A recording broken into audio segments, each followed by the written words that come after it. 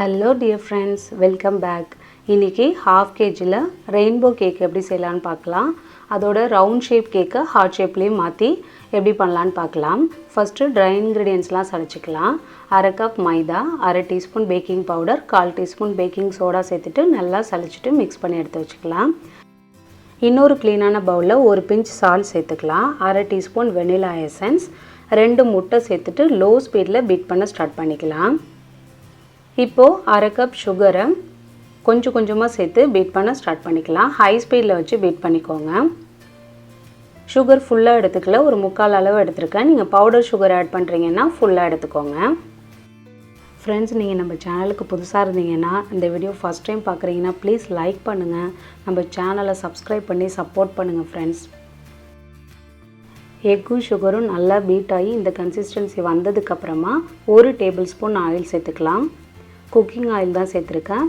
எந்த ஒரு ஃப்ளேவரும் இல்லாமல் இருக்கும்ல, அந்த மாதிரி ப்ளைன் ஆயிலை 1 டேபிள் ஸ்பூன் ஆட் பண்ணி லோ ஸ்பீடில் பீட் பண்ணிக்கலாம். இப்போது ட்ரை இன்க்ரீடியன்ஸை கொஞ்சம் கொஞ்சமாக சேர்த்து மிக்ஸ் பண்ணிக்கோங்க. நான் எப்போயுமே ஹேண்ட் விஸ்க்கு தான் யூஸ் பண்ணுவேன். 1/2 kg கேக்குக்கு 2 டேபிள் ஸ்பூன் பால் யூஸ் பண்ணணும். ஃபஸ்ட்டு 1 டேபிள் ஸ்பூன் பாலை ஆட் பண்ணிவிட்டு பொறுமையாக இதே போல் மிக்ஸ் பண்ணிக்கோங்க.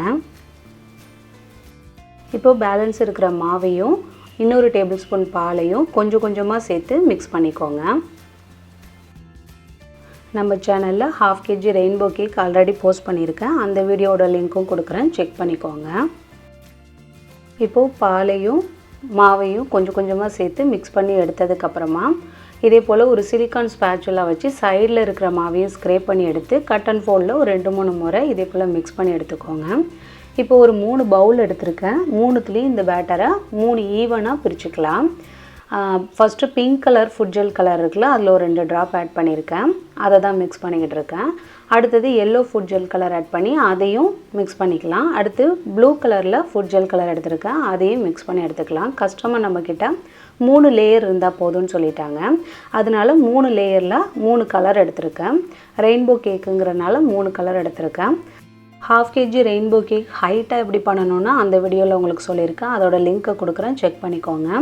இப்போ 3 6 இன்ச் டின் எடுத்திருக்கேன். அதில் பட்டர் ஷீட் போட்டு ஆயில் தடவி க்ரீஸ் பண்ணி வச்சுருக்கேன். அதில் இந்த 3 கேக் பேட்டரையும் ஊற்றிக்கலாம். என்கிட்ட 2 தான் நார்மல் சைஸில் இருந்துச்சு, 1 டால் கேக்குக்குள்ளே டின் இருந்துச்சு. ஸோ அதையே யூஸ் பண்ணியிருக்கேன். இப்போ 3 கேக்கையும் 180 டிகிரி செல்சியஸில் 10 நிமிஷம் ப்ரீஹீட் பண்ணவன்ல 20 நிமிஷம் பேக் பண்ணி எடுத்து கம்ப்ளீட்டாக ஆற விட்டுறலாம். இப்போது விப்பிங் க்ரீமை எப்படி பீட் பண்ணுன்ற வீடியோவும் ஆல்ரெடி போஸ்ட் பண்ணியிருக்கேன். பாருங்கள் எவ்வளோ ஸ்டிஃபிக்காக இருக்குது. இந்த வீடியோவும் உங்களுக்கு லிங்க் கொடுக்குறேன், செக் பண்ணிக்கோங்க. கேக் பேக் ஆகிட்டு இருக்கும்போதே சுகர் சிரப் ரெடி பண்ணிக்கலாம். 1/2 கப் தண்ணியில் 1/4 கப் சுகர் ஆட் பண்ணிவிட்டு சுகர் கரையிற வரைக்கும் ஜஸ்ட்டு சூடு பண்ணிவிட்டு ஃப்ரிட்ஜில் எடுத்து வச்சுக்கோங்க. சில் பண்ணி வச்சுக்கிட்டிங்கன்னா உங்களுக்கு கேக் ஐசிங் பண்ணும்போது ரொம்ப ஈஸியாக இருக்கும். இப்போ பைப்பிங் பேக்கில் எப்படி க்ரீம் அப்ளை பண்ணலாம், இதே போல் ஒரு லாங்காக இருக்கிற கப் எடுத்துக்கோங்க. அதில் பைப்பிங் பேக் இதே போல் வச்சுட்டு க்ரீமை நீங்கள் உள்ளே வச்சிங்கன்னா உங்களுக்கு ரொம்ப ஈஸியாக பைப்பிங் பண்ண முடியும். இப்போது கேக் கம்ப்ளீட்டாக ஆறுனதுக்கப்புறம் ஐசிங் பண்ண ஸ்டார்ட் பண்ணிடலாம். நான் இன்றைக்கி ஒரு 10 இன்ச் போர்டு தான் எடுத்திருக்கேன். எப்பயுமே 6 இன்ச் கேக்குக்கு 8 இன்ச் போர்டு போதும். இன்றைக்கி ரவுண்டு கேக்கை ஹார்ட் ஷேப்பில் மாற்றுறதுனால 10 இன்ச் போர்டு எடுத்திருக்கேன். 10 இன்ச் போர்டில் கொஞ்சமாக க்ரீம் அப்ளை பண்ணிவிட்டு ஃபஸ்ட் லேயர் கேக் வச்சுருக்கேன். கேக் வைக்கும்போது கொஞ்சம் கீழே இறக்கி வைங்க. ஏன்னா கீழே கட் பண்ணிவிட்டு டாப்பில் வைக்கும்போது நமக்கு இடம் பத்தாமல் போயிடும். அதனால் எப்பயுமே ஹார்ட் ஷேப்பில் பண்ண போகிறீங்கன்னா கேக்கை கீழே கொஞ்சம் இறக்கி வச்சுக்கோங்க. இப்போ ஃபஸ்ட் லேயர் கேக் வச்சுட்டு சுகர் சிரப்பால் வெட் பண்ணிவிட்டு க்ரீம் அப்ளை பண்ணிக்கலாம்.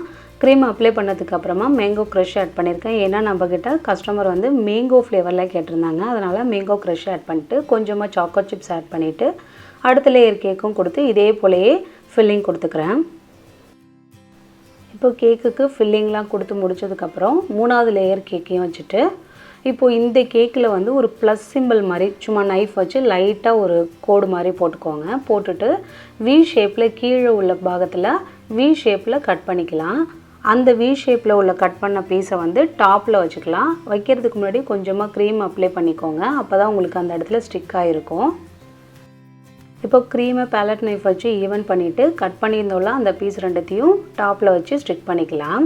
இப்போ இதோட விட்டுட்டோன்னா நமக்கு ஹார்ட் ஷேப் அந்தளவுக்கு பர்ஃபெக்டாக வராது. இப்போ டாப்பில் சின்னதாக ஒரு வி மாதிரி கட் பண்ணேன்னா அதே மாதிரி கட் பண்ணிங்கன்னா உங்களுக்கு ஹார்ட் ஷேப் பர்ஃபெக்டாக கிடைக்கும். இப்போ மறுபடியும் டாப்பில் சுகர் சிரப்பால் வெட் பண்ணிவிட்டு இப்போ க்ரம் கோட் கொடுக்க ஆரம்பிச்சிடலாம்.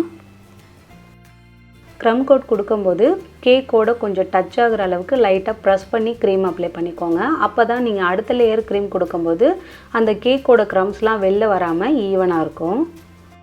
க்ரம் கோட் கொடுத்து முடித்ததும் கேக் போர்டை க்ளீன் பண்ணிவிட்டு ½ அன் ஹவர் ஃப்ரிட்ஜில் வச்சு செட் பண்ணிக்கலாம்.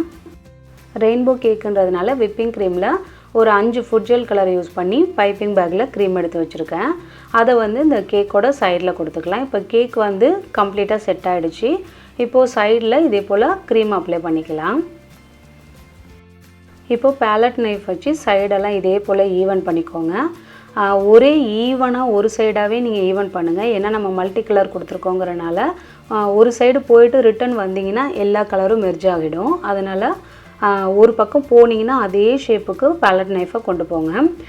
சைடில் வந்து ஸ்க்ரேப்பர் வச்சும் ஈவன் பண்ணிக்கலாம். இப்போ டாப்லேயே ஈவன் பண்ணிவிட்டு ஃப்ரிட்ஜில் ஒரு 2 மணி நேரம் செட் பண்ணி வச்சிடலாம். ஃப்ரிட்ஜில் 2 மணி நேரம் செட் பண்ணி வச்சதுக்கப்புறமா ஒயிட் சாக்லேட் கனாஷ் வச்சு டாப்பில் ட்ரிப்பிங்ஸ் கொடுத்துக்கலாம். ஒயிட் சாக்லேட் கனாஷ்லாம் எப்படி பண்ணணும்னு நம்ம சேனலில் ஆல்ரெடி போஸ்ட் பண்ணியிருக்கேன் வீடியோஸ், நீங்கள் செக் பண்ணிக்கோங்க. கெனாஷ் ட்ரிப்பிங்ஸ் கொடுக்க போகிறீங்க அப்படின்னா பைப்பிங் பேக்கில் கெனாஷ் சேர்த்துட்டு அதுக்கப்புறமா ட்ரிப்பிங்ஸ் கொடுங்க. ரொம்ப அழகாக வரும். இப்போ டைரெக்டாக சேர்த்ததுனால கொஞ்சம் அன்ஈவனாக தெரியுது. ட்ரிப்பிங்ஸ் கொடுத்து முடித்ததுக்கப்புறமா டாப்லேயும் ஈவன் பண்ணிவிட்டு ஃப்ரிட்ஜில் செட் பண்ண வச்சிடலாம். இப்போது ஒரு கிளிங் ரேப்பை இதே போல் ஈவனாக ஸ்ப்ரெட் பண்ணி விட்டுட்டு பேலன்ஸ் இருக்கிற க்ரீமெல்லாம் அதில் இப்போ நான் பண்ணுற மாதிரியே பண்ணி ரெயின்போ க்ரீம் ரெடி பண்ணிக்கலாம். பைப்பிங் பேக்கில் டைரெக்டாக இதே போல் மல்டி கலர் பண்ணுறத விட கிளிங் ரேப்பில் இதே போல் ஸ்ப்ரெட் பண்ணிவிட்டு அதுக்கப்புறம் நீங்கள் பைப்பிங் பேக்கில் சேர்த்து நீங்கள் டிசைன் பண்ணிங்கன்னா உங்களுக்கு ஈவனாக ஒரே மல்டி கலராகவே அழகாக கிடைக்கும். இப்போ பேலன்ஸ் இருக்கிற எல்லா க்ரீமையும் ஆட் பண்ணதும் சைடில் இதே போல் ஒரு கட் பண்ணிக்கோங்க கிளிங் ரேப்பை.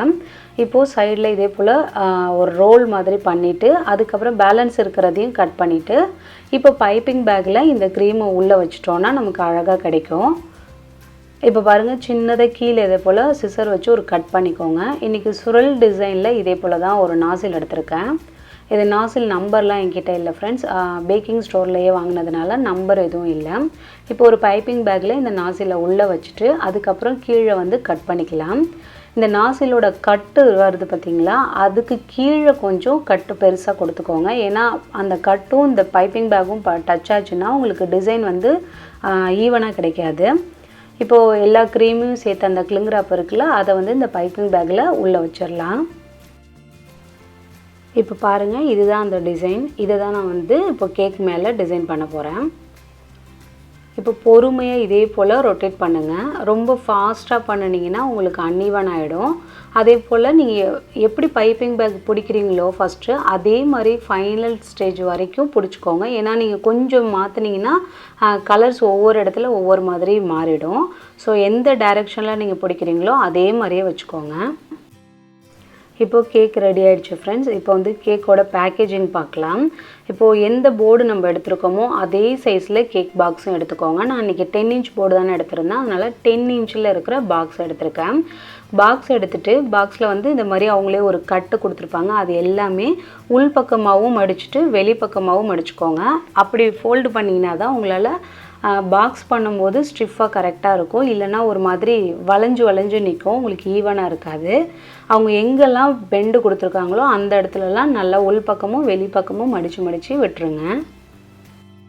இந்த ஒரு வீடியோலேயே உங்களுக்கு கேக்கோட ப்ரைஸிங்கும் கொடுத்துருக்கேன், கேக் எப்படி பேக் பண்ணணும்னு சொல்லியிருக்கேன். ஸோ வீடியோவை ஸ்கிப் பண்ணாமல் ஃபுல்லாக பாருங்கள்.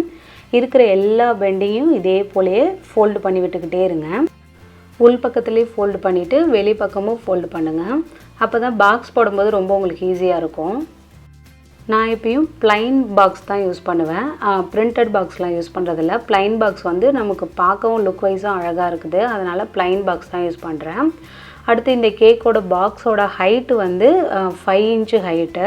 நீங்கள் ஹைட்டு கம்மியாக உள்ள பாக்ஸும் இருக்குது, ஹைட் அதிகமாக உள்ள பாக்ஸும் இருக்குது. நான் 5 இன்ச்சு ஹைட்டில் இருக்கிற மாதிரி பாக்ஸ் வாங்கிக்கிட்டேன். லோக்கலில் இருக்கிற பேக்கிங் ஸ்டோர்லேயே தான் வாங்கியிருக்கேன். இப்போது ஒரு டெயில் மாதிரி வருதில்ல, அதை வந்து இந்த சின்ன ஒரு கேப் கொடுத்துருக்காங்களா அதில் வந்து உள் பக்கமாக இன்சர்ட் பண்ணுங்கள். வெளியிலேருந்து உள்ளே போகணும், உள்ளேருந்து வெளியில் வராமல் பார்த்துக்கோங்க. அப்போ தான் உங்களுக்கு கேக் பாக்ஸ் வந்து லுக்காக இருக்கும். வெளியிலேருந்து அந்த டெயில் வந்து உள்ளே போகணும். இப்போ 4 பக்கமும் இதே போல் அந்த டெயிலை உள்ளே விட்டாச்சு. இப்போ கேக் பாக்ஸ் ரெடி ஆகிடுச்சு. இப்போல்லாம் பேக்கிங் ஸ்டோர்லேயே ஹைட் பாக்ஸும் கிடைக்கிது. ஸோ கேட்டு பார்த்து வாங்கிக்கோங்க. இப்போது கேக்கை உள்ளே வைக்கிறதுக்கு முன்னாடி இந்த ஃப்ரண்ட்டில் ஒரு டெயில் இருந்துச்சுல்ல, அதை உள்ளே வச்சோம்ல, அதை வந்து ஓப்பன் பண்ணிக்கோங்க. அப்போ உங்களால் ஈஸியாக கேக்கை உள்ளே வைக்க முடியும். இப்போ பாருங்கள், இதே போல் தான். இப்போது நான் ப்ளைன் பாக்ஸ் யூஸ் பண்ணுறதுனால டாப்பில் இதே போல் ஒரு ரிப்பன் வந்து டை பண்ணிக்கிறேன். இது கொஞ்சம் பார்க்கவும் லுக் வைஸாக அழகாகவும் இருக்கும். இதே போல் ரிப்பன் வந்து ஒரு செலஃபன் டைப்பை வச்சு ஸ்டிக் பண்ணிக்கலாம். பிளாஸ்டிக் நைஃப் யூஸ் பண்ணாதீங்க ஃப்ரெண்ட்ஸ், அதுக்கு பதிலாக உட்டன் நைஃப் யூஸ் பண்ணுங்கள். இப்போ இதையும் வந்து செல்லோ டேப் வச்சு ஸ்டிக் பண்ணிக்கலாம். டெலிவரி கொடுக்கறதுக்கு ஒரு 10 நிமிஷத்துக்கு முன்னாடி வெளியில் எடுத்துகிட்டு சுகர் பால்ஸ் ஆட் பண்ணிக்கிறேன். ஆட் பண்ணிவிட்டு அந்த பட்டர்ஃப்ளைஸ் இருக்குல்ல, எடிபிள் கூட வைக்கலாம், இது வந்து எடிபிள் கிடையாது. அதை வச்சுட்டு டிசைன் பண்ணிக்கிறேன். டிசைன் பண்ணிட்டு ஃபோட்டோஸும் எடுத்துக்கிறேன்.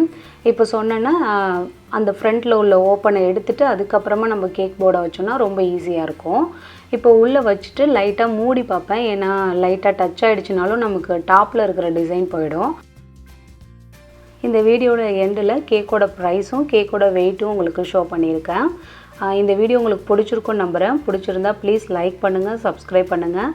பக்கத்தில் இருக்க பெல் ஐக்கானில் ஆளுங்கிற பட்டனை கிளிக் பண்ணுங்கள். அப்போ தான் நான் போடுற வீடியோஸ் எல்லாம் உங்களுக்கு உடனே ஷோ ஆகும். ஃப்ரெண்ட்ஸ், நம்ம சேனலுக்கு ப்ளீஸ் சப்போர்ட் பண்ணுங்கள். தேங்க்யூ. தேங்க்ஸ் ஃபார் வாட்சிங்.